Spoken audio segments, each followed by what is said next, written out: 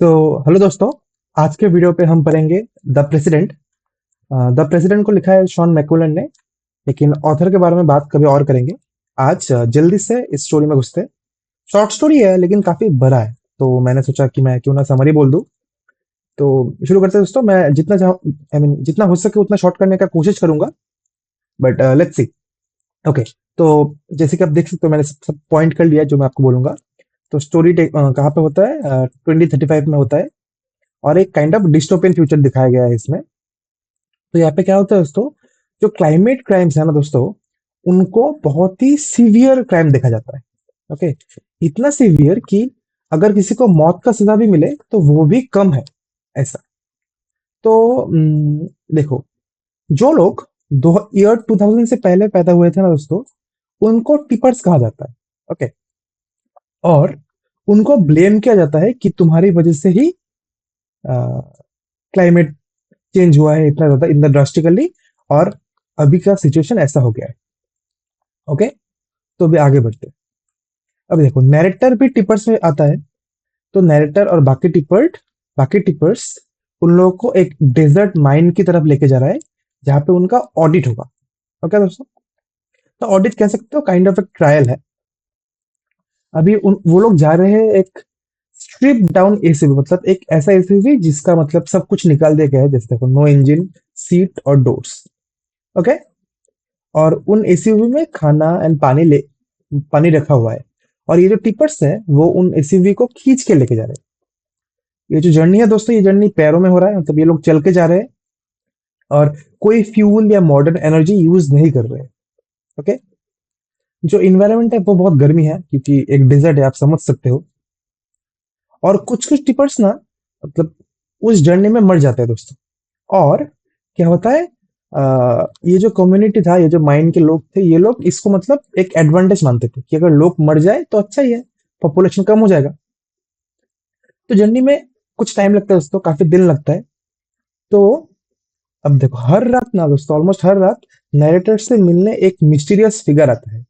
Okay. और वो figure आके नैरेटर को क्या बोलता है he will likely survive the journey, मतलब वो इस जर्नी को सर्वाइव कर लेगा। अभी देखो दोस्तों, ये जो मिस्टीरियस फिगर है और जो नैरेटर है, इन दोनों में काफी मतलब फिलोसॉफिकल एंड एथिकल बातें होता है। और मतलब नैरेटर अपना दुख शेयर करता है कि जस्ट बिकॉज वो ईयर 2000 से पहले पैदा हुआ, तो वो ऑटोमेटिक गिल्टी प्रूव हो गया। तो ये तो वैलिड नहीं है ना दोस्तों। तो नैरेटर भी यही बोलता है। ओके। तो मिस्टीरियस फिगर जो है वो सजेस्ट करता है कि तो फिर तुम एक काम करना, तुम बोल देना कि हाँ मैं गिल्टी हूँ, ताकि वो तुम्हें एक मर्सीफुल डेथ दे। ओके। अब मर्सीफुल डेथ क्यों बोला जा रहा है, मैं आपको बोलता हूँ दोस्तों आगे। लेकिन नैरेटर बोलता है नहीं, मैं फाइट करूंगा, मैं कोर्ट में केस लड़ूंगा। ओके। अभी वो लोग पहुंच जाते हैं कैंप में। ओके। कैंप में जाके वो लोग, एक होल्डिंग एरिया है जहाँ पे मतलब वो लोग रहते हैं, ऐसे मिट्टी के ऊपर ही, कोई घर वर नहीं है, बस वहीं पे रहते हैं। ठीक है। वहां पे वो लोग मिलते हैं कुछ बॉर्डर लाइन से। ये टर्म याद रखना दोस्तों, काफी इंपॉर्टेंट है ये टर्म, बॉर्डर लाइन। ये बॉर्डर लाइन किन्हें कहा जाता है, जिनका एग्जीक्यूशन थोड़ा सा डिले हुआ है दोस्तों। ओके। तो अभी देखो, यहाँ पे ना जिनका ऑडिट होता है, मैक्सिमम ऑडिट एग्जीक्यूशन में ही मतलब डिसाइड होता है, कि मतलब जितना भी ऑडिट होता है ना दोस्तों, मतलब जितना भी कोर्ट ट्रायल होता है, ज्यादातर एग्जीक्यूशन ही होता है। और एग्जीक्यूशन को काइंड ऑफ इकोलॉजिकली बेनिफिशियल भी कहा जाता है, कि लोग मरेगा तो अच्छा ही होगा, पॉपुलेशन कम हो जाएगा। ओके। देखो, more death equals to less strain on the ecosphere. Okay. अभी ये जो बॉर्डर लाइन्स थे दोस्तों, जिनका मतलब ऑडिट थोड़ा डिले हो गया है, वो भी ऐसे बैठे नहीं हुए, सबका काम है कोई ना कोई, या फिर flaying bodies, desiccating corpse under sun, disposing of remains, ये सब मैं आपको समझाऊंगा आगे आके। ओके। अभी देखो, the miners and the fit.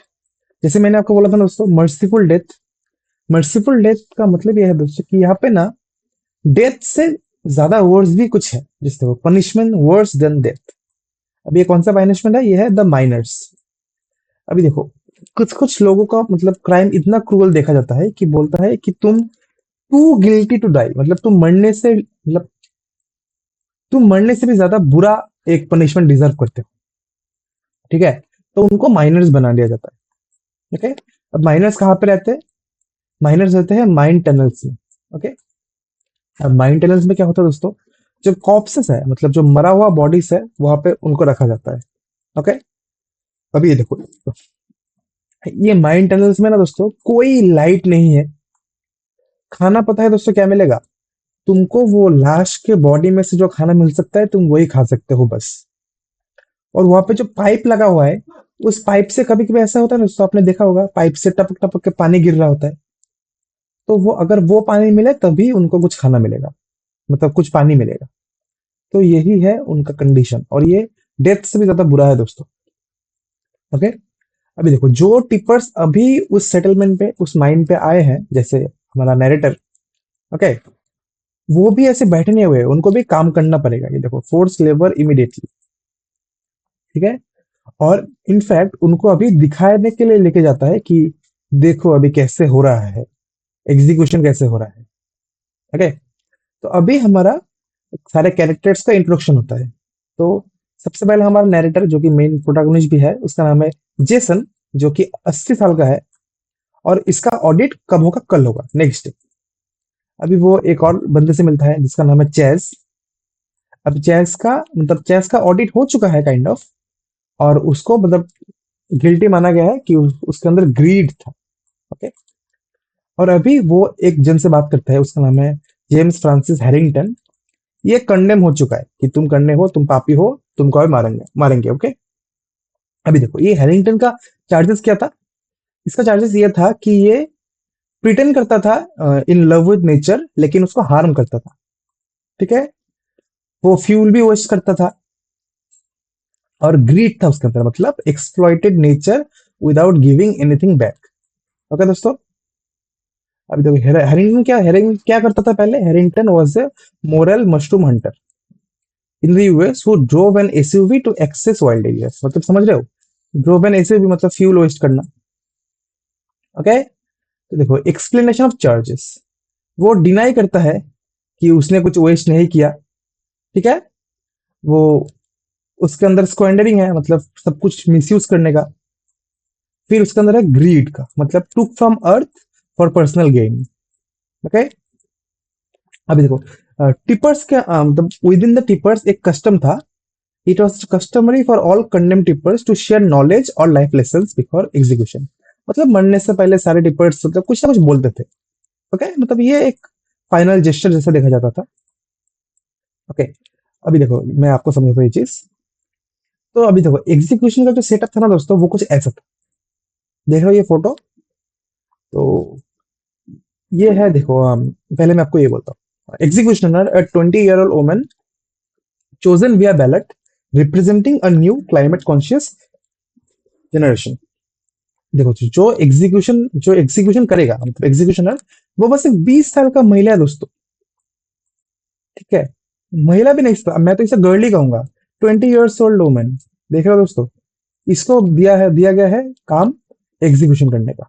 Okay, अभी देखो Harrington stood on the tipping plank, its other end whether it coal. मतलब हैरिंगटन को देखो यहाँ पे खड़ा किया जाता है दोस्तों, इस जगह पे, एंड इस तरफ कोल रखा जाता है ताकि वेट बैलेंस हो। और ये जो पाइल आप देख रहे हो ना, इस तरफ बेंड है, ये ऊपर की तरफ रहे ताकि इसमें पुल ना आए। ठीक है, फिर वार्डन्स आता है और एक एक कोल का टुकड़ा उतारता है वहां से, जिससे कि जो जिसको पनिश किया जा रहा है उसका वेट वेट की वजह से ये प्लैंक नीचे आएगा, और फिर वो फांसी से मर जाए। ओके, तो यही था मतलब प्रोसेस मारने का, और ये काफी क्रूएल प्रोसेस है दोस्तों। ठीक है, देखो हैरिंगटन का फाइनल मोमेंट, जब हैरिंगटन को यहाँ पे खड़ा किया गया था ना, तब वो काम था, मतलब उतना ज्यादा पैनिक नहीं किया। लेकिन जैसे ही उसका टिपिंग पॉइंट आ गया था, तब वो पैनिक करने लग गया। इनफैक्ट वो यूरिनेट भी कर देता है पैंट में, लेकिन अल्टीमेटली वो मर ही जाता है। ओके, तो समझ गए? तो जैसे ही वो मर गया ना, वार्डन्स खुश हो जाते हैं। जैसे ही हैरिंगटन मतलब डर के मारे चीखता है, तो वार्डन बहुत खुश होता है। और इनफैक्ट चैज, जो खुद ही मरने वाला है, मतलब ऑब्वियसली मरेगा, तो वो भी खुश होता है।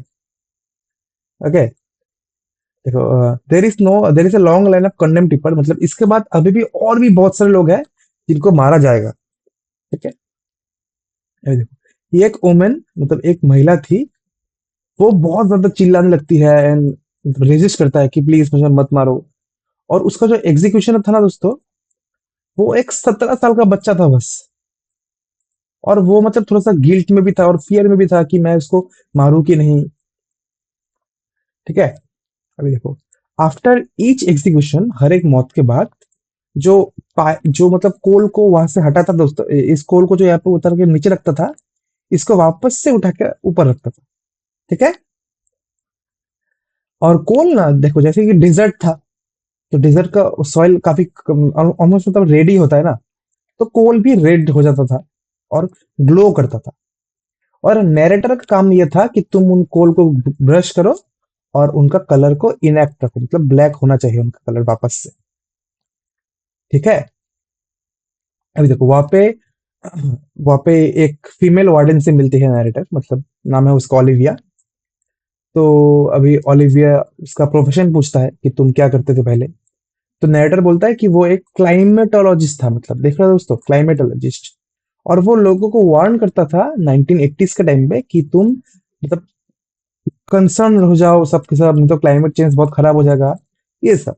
ठीक है, तो जो वार्डन है वो थोड़ा सा शॉक हो जाती है कि तुम क्लाइमेट चेंज के खिलाफ लड़ते थे, फिर भी तुम्हारा ऑडिट हो रहा है। ठीक है, अभी देखो ये थोड़ा सा मतलब सिग्निफिकेंस टाइप का है, lack of nuance in guilt. देखो, मतलब the world audit treats all tippers as guilty, some are clear offenders but others use fuel for survival और ओवर। मतलब देखो दोस्तों, कोई कोई लोग हैं जो हाँ सब कुछ वेस्ट करते थे, स्क्वेंडरिंग करते थे, लेकिन कुछ कुछ लोग थे जैसे कैब ड्राइवर या पायलट, उनका जिंदगी में काम ही था रिगार्डिंग विथ फ्यूल, वो नहीं तो वो कैसे सर्वाइव करते। लेकिन वर्ल्ड ऑडिट किसी को पार्डन नहीं करता। ओके, वो सबको गिल्टी मान चुका है। और ये जो ऑफेंडर्स है ना दोस्तों, ये मतलब काइंड ऑफ इस सिस्टम का जो लैक ऑफ फेयरनेस है ना, वो दिखाता है कि ये सिस्टम उतना फेयर नहीं है।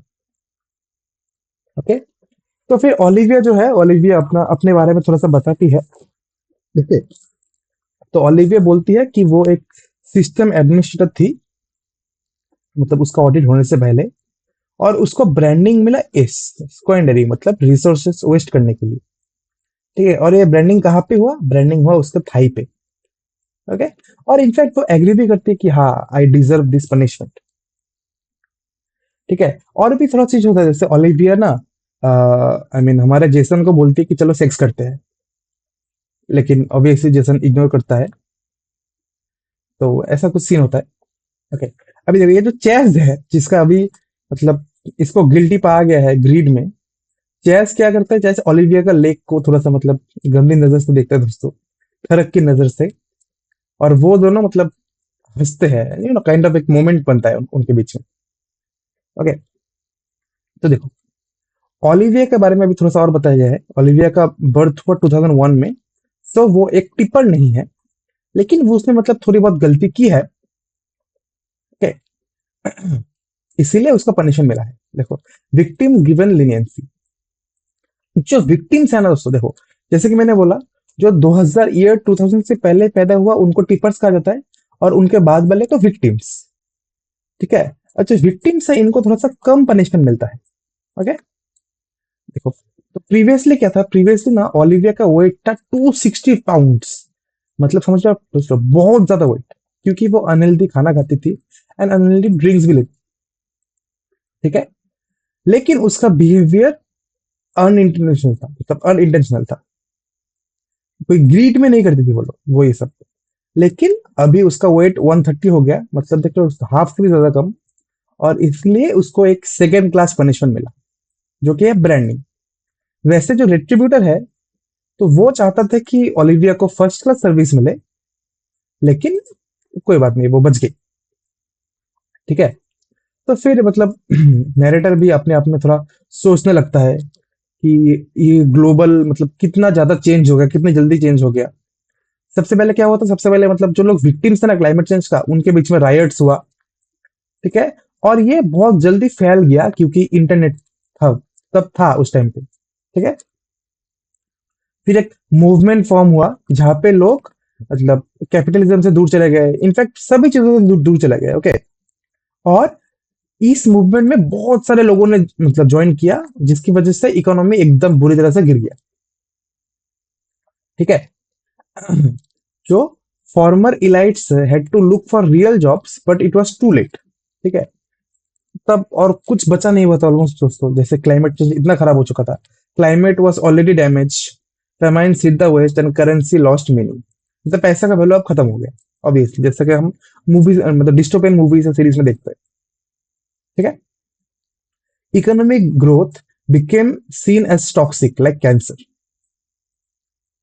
पॉलिटिशियन उस टाइम में कुछ मतलब उनके हाथों में कुछ भी नहीं था। ठीक है। और जो डेमोक्रेसीज थे, मतलब कोई इस मूवमेंट को, लेटरिज्म को रोक नहीं पाए। ये जो मूवमेंट था जहां पे लोग सब कुछ से दूर जा रहे थे, डिक्टेटरशिप भी गिर गया दोस्तों, कोई कुछ काम नहीं आ रहा था। और लोगों के पास मतलब कुछ बचा हुआ नहीं था, सब खाना वाना खत्म हो चुका था, इसलिए लोग स्टार्व कर रहे थे एंड डेस्परेट थे। ठीक है। कब नैरेटर इस इवेंट को, ये जो हुआ, ये सबको ब्लैक डेथ के साथ कंपेयर करता है, जहाँ पे नोवेल्स को पीजेंट्स का हेल्प चाहिए था कि तुम प्लीज काम करो हमारे लिए। ठीक है। और ये दिखाता है कि जो इलाइट है ना दोस्तों, वो can not survive without the masses. अगर गरीब लोग ही नहीं रहेंगे, अगर जो ज्यादातर मेजोरिटी है मिडिल क्लास और गरीब गरीब लोग ही नहीं रहेंगे, तो इलाइट क्लास को पैसे मतलब कैसे सर्वाइव करेंगे वो लोग। ओके। देखो दोस्तों, फिर रात होता है। रात में जैसे कि मैंने बोला, हमारा जो नाइटर के साथ कोई एक एक फिगर, मिस्टीरियस फिगर मिलने आता है। तो उस फिगर का नाम है डेथ। ठीक है। तो वो जेसन के पास आता है और पूछता है, क्या जेसन तुमने मुझे बुलाया? लेकिन जेसन बोलता है, नहीं मैंने तुम्हें नहीं बुलाया। ठीक है। तो फिर उन दोनों में मतलब बातें बातें होती है, उन दोनों में हमेशा कुछ फिलोसॉफिकल बातें ही होता है। तो डेथ बोलता है कि ये दुनिया का अंत नहीं हो रहा है, लेकिन जेसन का वर्ल्ड का अंत हो रहा है। ओके। तब जेसन थोड़ा सा दुख जताता है डेथ के सामने कि ये जो पुलिस था, आर्मी था, कोई मतलब किसी ने भी ये जो कोलैप्स हुआ पूरा इकोनॉमी का, पूरा सिस्टम का, किसी ने इसको नहीं रोक पाया। इनफैक्ट पुलिस और आर्मी इस मूवमेंट, लेटरिज्म मूवमेंट के साथ आ गए। ओके। तो फिर फिर डेथ बोलता है, तब एक ऑडिट फॉर्म हुआ, वर्ल्ड ऑडिट, जिसने प्रॉमिस किया कि मैं दुनिया में सस्टेनेबिलिटी लाऊंगा। ओके। अभी देखो लेकिन फिर जो हमारा जेसन है, वो डेथ से पूछता है, क्या तुम एक ऑडिटर हो? तो डेथ बोलता है, नहीं मैं एक ऑडिटर नहीं हूं, लेकिन एक ऑडिटर जरूर डेथ है, क्योंकि ऑब्वियसली ऑडिटर ही मतलब डेथ बोलता है कि तुम मरोगे। तो जेसन को ना फील होता है कि जेसन का और डेथ का एक काइंड ऑफ रिलेशनशिप है, एक काइंड ऑफ किनशिप है, मतलब काइंड ऑफ ऐसा लगता है कि वो सेम फैमिली से है। और ये सोचते ही हमारा जेसन सो जाता है। ठीक है। अभी देखो, अभी हमें थोड़ा सा ये जो ऑडिट है, वर्ल्ड ऑडिट, ये जो जहाँ पे ऑडिट होगा, जहाँ पे ट्रायल होता है, उसके बारे में थोड़ा सा बताया गया है। तो बताया गया है ऐसा जगह जहाँ पे 8 ऑडिटर है एंड 1 ऑडिटर जनरल है। ओके। जो बॉर्डर लाइन्स है जिनका ऑडिट डिले हो गया है, वो अम्ब्रेला पकड़ता है, किन के ऊपर? ऑडिटर्स के ऊपर अम्ब्रेला पकड़ता है। ओके। तो वहां पे रिट्रीब्यूटर है जो कि केस लड़ेगा, यू नो क्लाइमेट चेंज के पर्सपेक्टिव से। एडवोकेट है जो काइंड ऑफ डिफेंड करेगा हमारे टिपर्स को। एंड वार्डन्स भी है, ठीक है, जिन्होंने टॉप हैट्स पहना है। ड्रेस कोड फॉर्मल है दोस्तों, कोई खास ऐसा ड्रेस कोड नहीं है, आप देख लेना यहाँ पे। ठीक है। तो जेसन को बुलाया जाता है उसका ऑडिट के लिए। ओके। तो जेसन एक क्लाइमेटोलॉजिस्ट है, उसको मतलब मतलब वार्डन उसको ऑडिट में लेके जाता है। तो उसके उसके ऊपर एक्विजिशन क्या था? उसके ऊपर एक्विजिशन ये था कि उसने रिसोर्सेज वेस्ट किया। क्यों वेस्ट किया? ताकि वो एक सेकंड पीएचडी ले पाए, जो कि किसी काम का नहीं था। मतलब ऐसा एक्विजिशन है। तो बोलता है इन डिफेंस में, जैसन बोलता है कि सेकेंड पीएचडी हिस्ट्री में था मेरा, और वो कोई वैनिटी में नहीं था। उसने रिसर्च किया ताकि वो कनेक्शन बना पाए little ices and which burnings में। तो रिट्रीब्यूटर जो था दोस्तों, वो इस आंसर के लिए मतलब रेडी नहीं था, और वो फंबल करने लगता है। और इसकी वजह से ना दोस्तों एक काइंड ऑफ टेंशन बिल्ड हो जाता है कोर्ट में। ओके, जो कि क्वेश्चन भी आ सकता है, how does the writer creates a tension in the story. Okay, तब आप ये सब लिख सकते हैं, क्योंकि इससे पहले किसी ने रिट्रीब्यूटर को आंसर नहीं दिया। जेसन हमारा पहला है, और इसकी वजह से रिट्रीब्यूटर थोड़ा सा फंबल करने लगता है। ठीक है, और ये सुनकर ना रिट्रीब्यूटर क्या करता है, अपना एक्विजिशन चेंज करता है और बोलता है तुमने मोटरसाइकिल यूज किया। लेकिन तभी एडवोकेट आता है, जो जो डिफेंस में काम करता है। एडवोकेट बोलता है नहीं रुक जाओ, अभी जेसन को इंटरप्ट मत करो, उसको बोलने दो। ठीक है, और इसकी वजह से लोग और खुश हो जाते हैं कि क्या बात है, किसी को बोलने का मौका मिला। ठीक है, तो जेसन बोलता है जो लिटिल आइसेस था दोस्तों, उसमें क्या हुआ, उसमें सोसाइटल पैनिक हुआ, और पैनिक की वजह से क्या किया लोगों ने, विच को ब्लेम किया। ठीक है, तो जैसे हम क्लैरिफाई करता है कि विच ने एक्चुअली क्लाइमेट चेंज नहीं किया, लेकिन लोग मानते थे कि विच ने किया। ठीक है, मतलब कहना ये चाहते हैं दोस्तों कि जब भी कोई मतलब अननोन सिचुएशन आता है, ऐसा सिचुएशन जो कोई एक्सप्लेन नहीं कर पाता, तब लोग किसी ना किसी को ढूंढते हैं ब्लेम करने के लिए।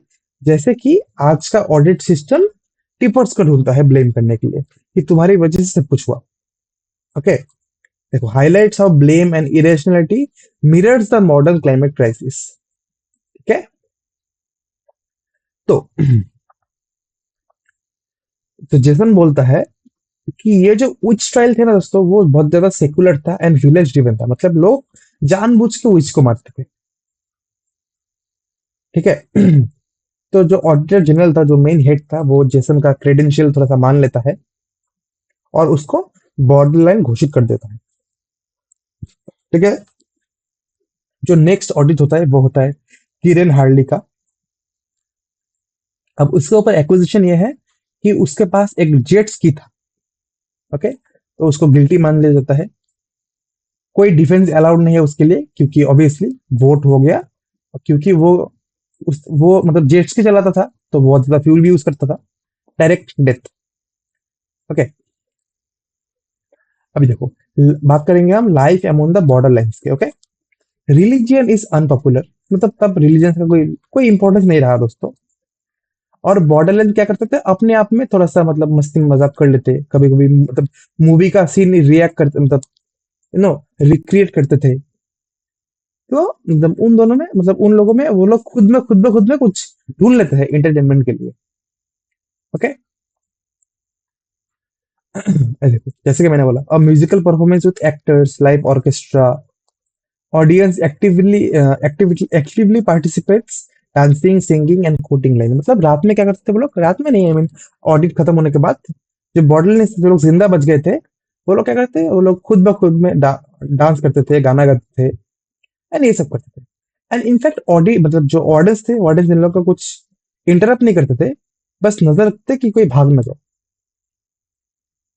ठीक है, तो क्या होता है, after performance the audience charges words a planned rebellion. मतलब क्या होता है दोस्तों, जैसे ही खत्म होता है हमारा ये परफॉर्मेंस, तो ऑडियंस क्या करते थे, मतलब क्या करते थे नहीं, मतलब उस दिन करते हैं कि ऑडियंस जो है वो वार्डन्स के ऊपर अटैक कर देता है। किससे अटैक करता है, पत्थर से, स्टिक से। ठीक है, लेकिन वार्डन्स क्या करते हैं, तब ओपन फायर करता है AK-47 से, और बहुत लोग मर जाता है। ठीक है, तो फिर जो जो बॉर्डरलैंड्स बच गए, वो फिर बात करने लगता है AK-47 के बारे में, जो कि बनाया मतलब चाइनीज मेड, रशियन डिजाइन, ऐसा कुछ बातें करता है। मतलब ये सब थोड़ा सा गन लेके, वेपन लेके बातें करता है। उसको M16 के साथ कंपेयर करता है। M16 जो कि फास्टर है, एक्यूरेट ज्यादा है, लेकिन ड्यूरेबल कम है। लेकिन जो हमारा AK-47 है, उसको 90 ईयर्स पहले बनाया गया था, लेकिन still reliable and low maintenance. Okay, तो ऐसा कुछ होता है। ओके, तो dead bodies in cost, narrator जो लोग मर गए हैं उनको उनका मतलब ड्रेस निकालता है। नहीं sorry, I am sorry really, narrator क्या करता है, डेड बॉडीज को निकालता है, डेड बॉडीज जो कि मतलब प्रोवोकेटिव कॉस्ट्यूम्स पहना हुआ है, जो कि मतलब उनका रेबेलियन शो करता है, बॉडीज को निकालता है और उनको मतलब कहीं और रख देता है। ठीक है, फिर रात में नरेटर सो जाता है लेकिन उसका नींद टूट जाता है, वो रात में नींद टूटता है उसका। ठीक है, और वो बैठ बैठ के बस स्काई की तरफ देखा होता है, तारों से भरा हुआ स्काई, स्काई की तरफ। ठीक है, स्काई को डिस्क्राइब किया गया है, majestic infinite, making even non constellation feel lost. Okay, तो वार्डन्स क्या करते हैं, वार्डन्स घूमता रहता है चुपचाप आराम से, मतलब देखता रहता है कि कोई, ताकि कोई कुछ ना करे। ठीक है, रॉब्ड फिगर अपीयर्स, मतलब फिर से डेथ आता है नैरेटर के साथ बात करने के लिए। ठीक है, वो बोलता है, जेसन एवरीवन समन्स मी इवेंचुअली, मतलब हर कोई मुझे कभी ना कभी बुला ही लेता है। मतलब ऑब्वियसली आप समझ सकते हो, डेथ मतलब हर किसी की जिंदगी में डेथ आता ही है, वही बोल रहा है यहाँ पे। तब वो लोग, डेथ और हमारा जेसन डिस्कस करता है कि जेसन कैसे बाकियों को ऑडिट करता। ठीक है, तो जेसन ना जेम्स हैरिंगटन को डिस्क्राइब करता है, बताता है, ऑडिट करता है कि इसको तो मारना ही चाहता है, मरना ही चाहता है ऑब्वियसली, क्योंकि ये बहुत चीजें वेस्ट किया, लेकिन वो खुद को बख्श देता है। ठीक है, मे भी सर्विस देता है सेकंड क्लास, कि तुम काम करो और सब कुछ ठीक करो। ठीक है, फिर एक और महिला है एलन फार्मर। ठीक है, उसको उसको प्रोटेक्ट करता है जिसम, मतलब ऐसे ही, वो एक काइंड ऑफ कह सकते हो मॉक ऑडिट है, मतलब वो और डेथ आपस में बात कर रहे हैं। तो क्योंकि एलेन बहुत ही एक लेविश लाइफस्टाइल जीती थी, तो उसको गिल्टी पाया गया है कि तो बहुत सारा रिसोर्सेज वेस्ट करती थी।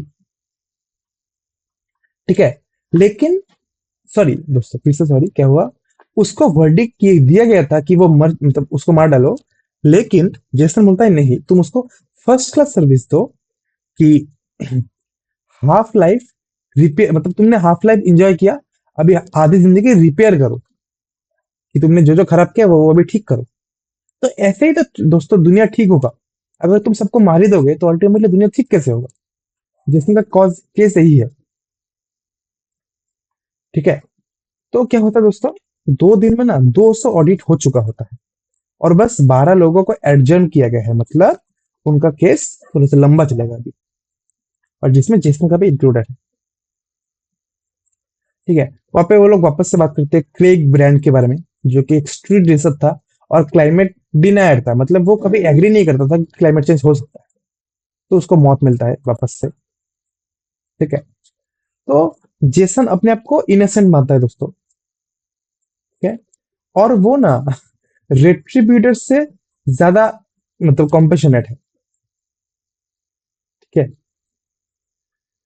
3 डेथ्स वर्सेस 200, मतलब जहां पे रेट्रीब्यूटर ने 200 लोगों को मतलब डेथ पनिशमेंट दिया, वहां पे जेसन बस 3 लोगों को डेथ पनिशमेंट देता है। और वो ना लोगों को देखता है फूल्स नॉट मॉन्स्टर, मतलब ठीक है लोग बेवकूफ थे इसलिए क्लाइमेट चेंज को माने नहीं, लेकिन वो लोग तो मॉन्स्टर नहीं है ना, उन्होंने मतलब जानबूझ कर कुछ नहीं किया, तो इसके लिए उसको सजा दो लेकिन मार मत डालो एटलीस्ट लोगों को, जैसे उनका कहना ये है। ठीक है, तो हाँ, doesn't call for abolition but stress need for perceived fairness, once again becoming nazi like in moral absolution, मतलब जैसन बोलता है कि ये जो हो रहा है ना दोस्तों, ये अल्टीमेटली नाजी लाइक हो जाएगा। इनफैक्ट ऑडिट सिस्टम को थोड़ा सा और मतलब अपने अंदर रिफाइनमेंट लाना चाहिए। ठीक है, तो ये सब बातें बातें होता है उन दोनों के बीच में, और फिर वापस से डेट चला जाता है। अगले दिन वापस से ऑडिट होता है दोस्तों। तो इस दिन मतलब अगले दिन जेसन के ऊपर ये एक्विजिशन लगाता है कि तुम मोटरसाइकिल यूज करते थे। ठीक है, लेकिन जेसन बोलता है कि मैं जो मोटरसाइकिल यूज करता था ना, वो एक्चुअली बस से कम तेल खाता था। आई मीन अगर मैं बस से ट्रैवल करता तो उससे ज्यादा फ्यूल वेस्ट होता। ठीक है, और इसी के साथ उसको एक और बार एडजमेंट मिल जाता है। ठीक है, अभी देखो वापस से उनको ड्यूटी मिलता है। Jason and others harness to a strip down ACB, मतलब वापस से एसीबी खींचने का काम मिलता है उनको। ठीक है, वहां पे जब वो लोग एसीबी खींचते हैं तब वो लोग उनको एक ग्रीन हाउस मिलता है, जहाँ पे एक 50 साल का बूढ़े आदमी का एग्जीक्यूशन हो रहा है। ठीक है, तो देखो, stage sectors of death, graphic stages of death. ठीक है, ये जो ग्रीन हाउस था ना दोस्तों, जहाँ पे मैंने बोला 50 ईयर्स लोग इंसान का डेथ हो रहा है, तो यहाँ पे क्या होते हैं, देखो मैं अब ये देख लो, ये victim scream inside sealed greenhouses, border lines, slice body open for evaporation, dried corpses like stiff wood, clean up bodies are sacked and loaded। आप ये पढ़ के खुद समझ सकते हो, मैंने नहीं समझा, ये बहुत ही एक बहुत ज्यादा गोर चीज है ये दोस्तों। Jason's final task, he and the other transport the dead in their human powered SUV, मतलब वो डेड बॉडीज को वापस से एसयूवी में उठा के लेके आते हैं। ओके, तो जब आ रहे होते वापस ग्रीन हाउस से वापस उनका कैंप की तरफ आ रहे होते, तो जेसन और जो बाकी कन्विक्ट थे वो बातें बातें करता है। ठीक है, और वो पुरानी दिनों के बारे में बात करता है। तो बोलता है कि ये जो कैंप जब शुरू हुआ था, मैं अर्ली लेज से यहाँ पे था, मतलब मैं पहले से यहाँ पे था। और उसका जो सेंटेंस था वो था सर्विस सेकंड क्लास, मतलब उनको जिंदगी भर काम करना पड़ेगा। ठीक है, तो he avoided a harshly sentence not by using the vehicle recreationary, मतलब पहले ना उसका काम था, मतलब लैंडस्केप गार्डनर का। ठीक है, और उसको एक गाड़ी ऑफ मतलब ऑफ रोडर यूज करना पड़ता था, लेकिन वो कभी उस गाड़ी को ना मतलब दूसरे कामों के लिए यूज नहीं करता। इसीलिए उसको थोड़ा सा बग्स दिया गया कि ठीक है, तुम्हारा गलती थी, तुमने गाड़ी यूज किया, लेकिन अच्छी काम ये किया कि तुमने ज्यादा यूज नहीं किया। इसकी वजह से उसका पनिशमेंट थोड़ा सा अवॉइड किया जाता है। ठीक है, और मतलब देयर मतलब अभी भी उन जगहों पे ना उन लोगों का डिमांड है जो कुछ ग्रो कर सकते हैं, इसीलिए उस इंसान को बग्स दिया गया है। ठीक है, ओके। देखो यहाँ पे बोलता है, nostalgia shows are mandatory, skipping them results in death by borderlines. कि देखो, अगर तुम ये जो शोज होता है, मैंने तो बोला रात में वो लोग डांस करते हैं, मूवीज का सीन्स मतलब एक्ट करता है, ये सब मैंडेटरी है, क्योंकि अगर तुम ये नहीं करोगे ना, तो जो बॉर्डरलाइंस है वो तुम्हें आके मार डालेगा। ओके, और अगर तुम उनको ज्यादा एंजॉय करोगे, तो तुमको मतलब गिल्टी मान लिया जाएगा कि तुम मस्ती मतलब मजे ले रहे हो इन सब का। तो तुमको बैलेंस अप्रोच लेना होगा हमेशा। ठीक है, तो फिर से वापस ऑडिट शुरू होता है। जेसन हर दिन 10 मिनट के लिए मतलब उसका हियरिंग होता है, और वो अपने ऊपर लगाए गए हर एक नया चार्ज को डिफेंड करता है। ठीक है, और अब उसको एक हैट दिया गया है धूप से बचने के लिए। क्यों? क्योंकि अभी उसके ऊपर एक प्रोविंशियल डाउट है कि अभी वो एकदम चार्ज गिल्टी नहीं है। ठीक है, देखो, नाइदर गिल्टी नॉर पार्डन, इसीलिए उसके ऊपर एक डाउट है, और इसीलिए उसको हैट दिया गया है कि शायद तुम बच सकते हो, ये हैट पहनो ताकि तुम जिंदा बच जाओ। ठीक है, रिट्रीब्यूटर फिर बाकी लोगों को पकड़ता है, उनके ऊपर केस लगता है, Sunday drive, central heating, leaf blower issue, flights to Europe, इन सब की वजह से सबको डेथ मिल जाता है, वापस से सब लोग मर जाते हैं। और जो जो डिनाई करते हैं क्लाइमेट चेंज को, उनको फर्स्ट क्लास माइंस, जैसे कि मैंने बोला, मौत से भी बदतर। ठीक है, फिर वापस से रात होता है दोस्तों, जैसे कि मैंने बोला, हर रात जेसन के साथ एक बंदा मिलने आता है, उसका नाम है डेथ। तो डेथ आता है जब जेसन सो रहा होता है। ठीक है, और वो कंफर्म करता है कि जेसन वापस से सेंटेंस से बच गया। ठीक है, फिर जेसन पूछता है कि डेथ, क्या तुम सारे जो जो लोग मर गए हैं उनकी आत्माओं को तुम लेके जाते हो? तो डेथ बोलता है, ये सब आत्माएं जो है दोस्त, ये मेरा ही है। ठीक है, फिर वापस से जेसन और डेथ के बीच बातें बातें होता है। जेसन मतलब जेसन थोड़ा सा डाउट करता है इस सारे चीज का सिग्निफिकेंस का, लेकिन डेथ उसको मतलब थोड़ा सा मोटिवेशन देता है। ठीक है, कि बोलता है कि Jason is a threat to the auditors power structure, मतलब क्योंकि जेसन ने जिंदगी साफ सुथरा जिंदगी जिया है, तो इसकी वजह से ना ऑडिटर का थोड़ा पावर स्ट्रक्चर अभी थ्रेट में है। ठीक है। उसके बाद और जेसन मतलब सब कुछ पहले से ही प्रेडिक्ट कर चुका होता है ना दोस्तों, और सब कुछ दुनिया के सामने पहले ही ला चुका होता है, जैसे global desertification, frozen water countries, ठीक है, Gulf Stream collapse, polar melt, rising seas, hyper hurricane, मतलब ये सब मैं आपको समझा सकता हूँ, लेकिन बहुत वक्त लग जाएगा, इसलिए मैं आगे बढ़ता हूँ। ठीक है। तो डेट बोलता है कि देखो, पहले पावर होता था मनी, ठीक है, लेकिन अब जो रिट्रीब्यूटर है इसके लिए पावर है कन्विक्शन, कि मतलब जैसे ही वो ज्यादा लोगों को मौत की सजा दिला पाता है, वो खुश होता है। ठीक है। लेकिन जो जिसम है वो इस स्ट्रक्चर को काइंड ऑफ डिसरप्ट करता है। ओके। फिर वापस से नया केस शुरू होता है उसका अगले दिन। Peggy Annie's conviction. देखो पेगी एनी, इन्होंने इतना सारा पैसा खर्च किया कॉस्मिक सर्जरी पे इन ओल्ड एज। क्यों? क्योंकि भले ही उसका एज 100 था उस लेडी का, वो 40 उम्र की दिखती थी। ओके। तो उसको गिल्टी पा गया स्क्वांडर एंड डिस्प्ले का, और उसको वापस से एग्जीक्यूट किया जाता है। Okay. She prayed before dying, वो मरने से पहले प्रे करती है। तो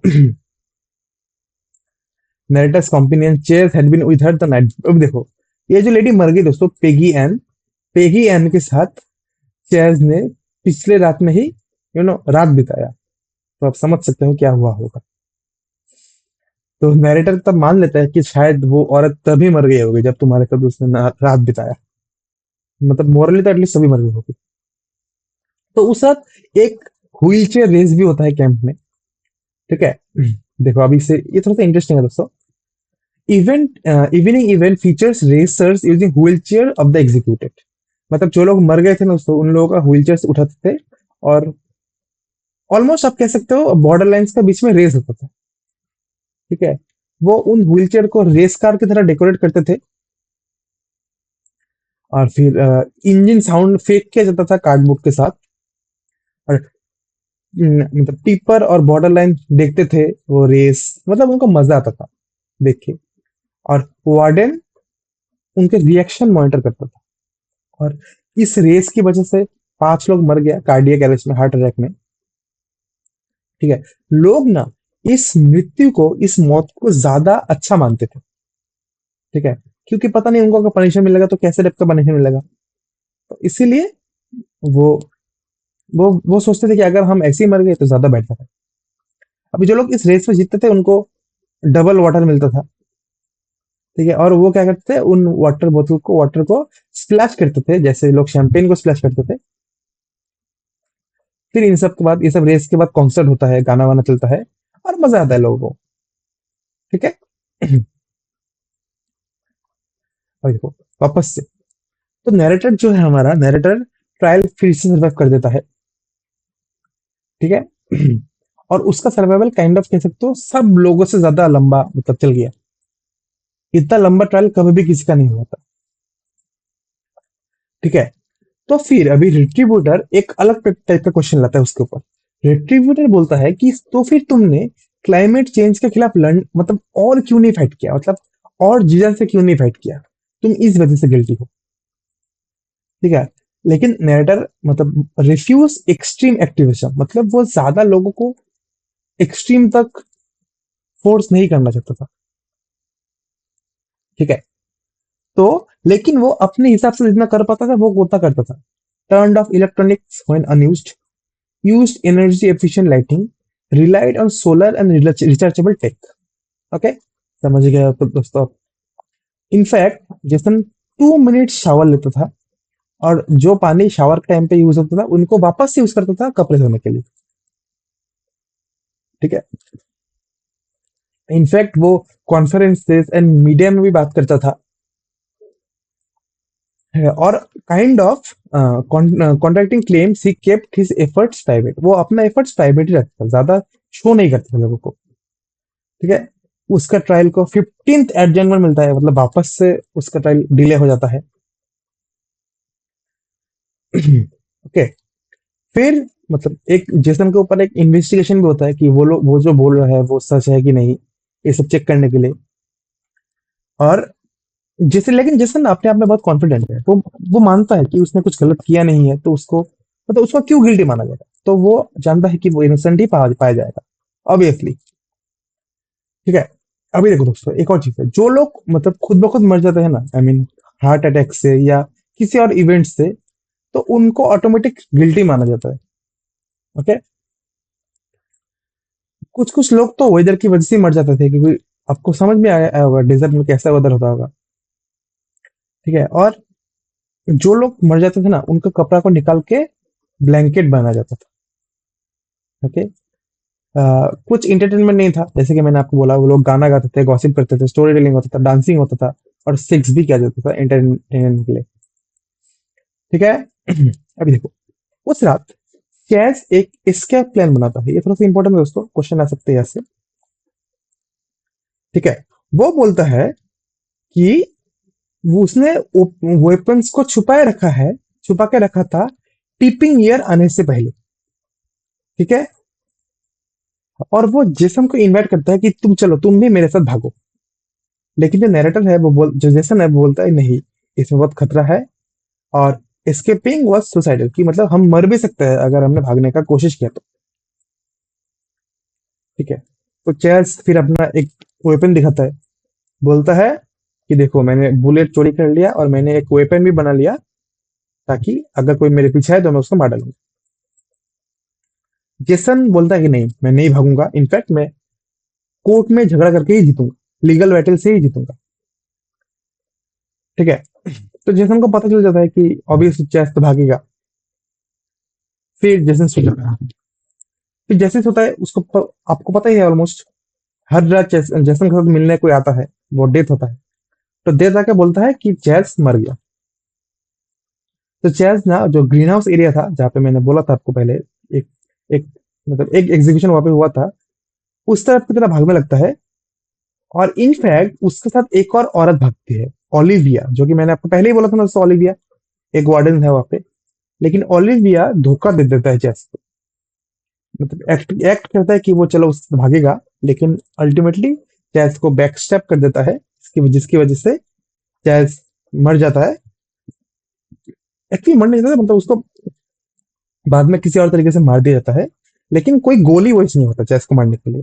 इसी की वजह से ओलिविया को ऑनर भी किया जाता है। ठीक है। अभी देखो, यहाँ पे कुछ नेरेटर का मोटिवेशन है जो आप लिख सकते हो बाद में। देखो, जेसन के अंदर हमेशा ये था कि मैं लीगल केस ही विन करूंगा, मैं भागूंगा नहीं ऐसे। ठीक है। और फिर वो अपने बातों बातों में हमेशा हॉलोकास्ट का रेफरेंस देता है, जेनोसाइड का रेफरेंस देता है, फ्रेंच टेरर का रेफरेंस देता है। ठीक है। और वो बोलता है world audit was individual biased, not indiscriminate, despite pre tippers being presumed guilty. Okay. देखो, और फिर कुछ कुछ अनफेयर ट्रायल्स भी है, जैसे जो लोगों ने कुछ बस माइन्योर चीजें की है, उनको भी डेथ मिलता है। ठीक है।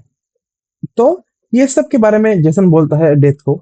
और फिर जेसन उसके अंदर एक उम्मीद है कि अगर मतलब अगर वो प्रेसिडेंट बनता है इन सेट मतलब इन सेटिंग का, इन माइंस का, तो वो बॉर्डरलाइंस को हेल्प करेगा ताकि उनको पार्डन मिले, और या फिर उनको शायद फेयर टर्म, मतलब सोचो सही सजा मिले। Okay.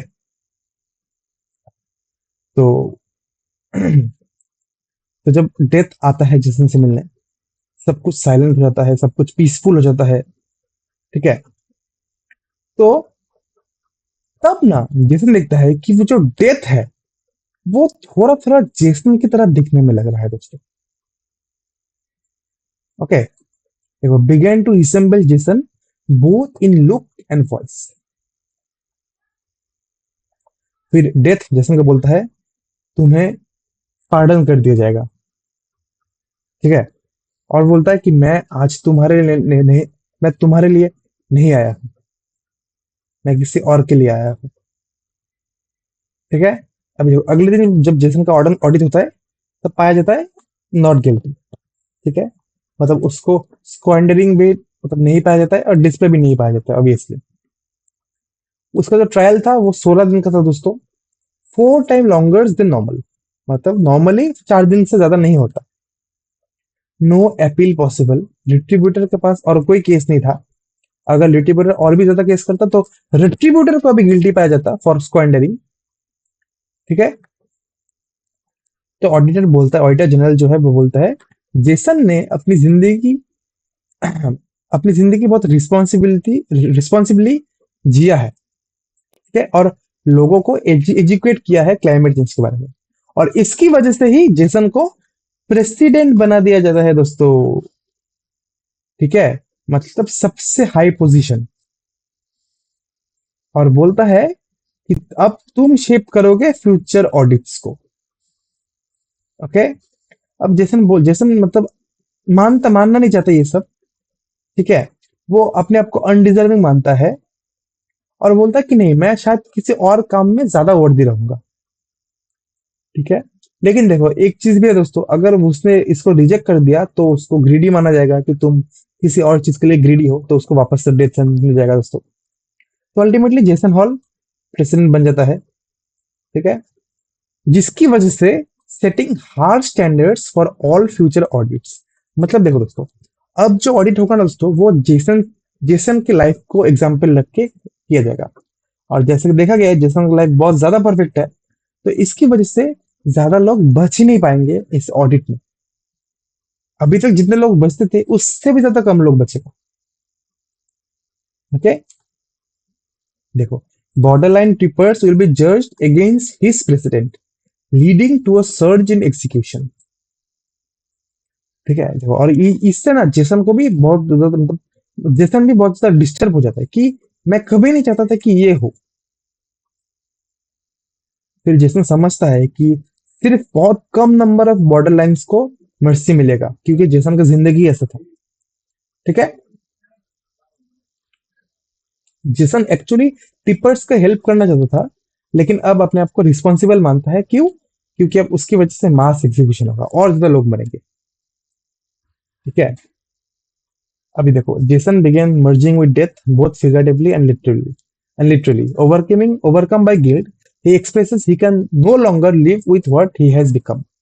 He fades away, symbolizing his psychological death or possible suicide. देखो अभी ना, उस रात जेसन को पता चलता है कि एक्चुअली डेथ उससे मिलने नहीं आ रहा था। इनफैक्ट वो धीरे धीरे डेथ बन रहा था। जैसे कि डेथ ने पहले बोला था, an auditor is surely a death. Okay. और धीरे धीरे ना वो फेल हो जाता है और दिखाता है कि काइंड ऑफ एक डेथ या मे बी पॉसिबल सुसाइड हो रहा है। लेकिन ये नहीं होता एक्चुअली, इसमें सो रहा होता है। ठीक है। Narrator please for Jason to stay at his presence is integral to his humanity. Jason however doesn't respond, having already faded into his own death. मतलब जेसन मर जाता है, लेकिन अभी जो बच चुका है वो डेथ बच चुका है, जो खुद जेसन है। तो कंफ्यूजिंग है दोस्तों, बट समझ जाओगे तो समझ जाओगे। ठीक है। ओलिविया वेग्स द नरेटर, मतलब ओलिविया बोल जिसने को नींद से उठा देता है, क्योंकि जिसने सब सपना देख रहा था अभी मरने का। Revealing the experience may have been a dream और spiritual encounter. She guides the narrator back to the victim's enclosure, using night vision goggles। ठीक है। अभी देखो कुछ फाइनल लाइन्स है। The narrator reflects on the forgotten story of the tippers, opposing Olivia's casual view of forgetting them। मतलब narrator बोलता है नहीं, जो अभी मरेंगे उनकी कहानी को सुनना जरूरी है और उनका कहानी को याद रखना जरूरी है। ठीक है। वो बोलता है कि अगर तुम टिपर्स को भूल जाओगे तो फिर तुम भूल जाओगे कि यहाँ पे क्या क्या हुआ था, क्या क्या डिस्ट्रक्शन हुआ था। ठीक है। मतलब क्लाइमेट चेंज लेके क्या क्या डिस्ट्रक्शन हुआ था। और वो एंड करता है ये बोल के कि टिपर्स को याद रखना बहुत जरूरी है, ताकि तुम वही फेट मतलब फिर से क्लाइमेट चेंज को अवॉइड कर सको दोस्तों। तो दोस्तों इतना ही था वीडियो। थोड़ा सा अगर आपको फास्ट लग रहा होगा तो आप प्लीज आई मीन सुन लेना स्लो करके। मैंने जितना हो सके उतना छोटा किया, इससे छोटा नहीं कर सकता दोस्तों। तो बाय बाय दोस्तों, मिलते हैं नेक्स्ट वीडियो में।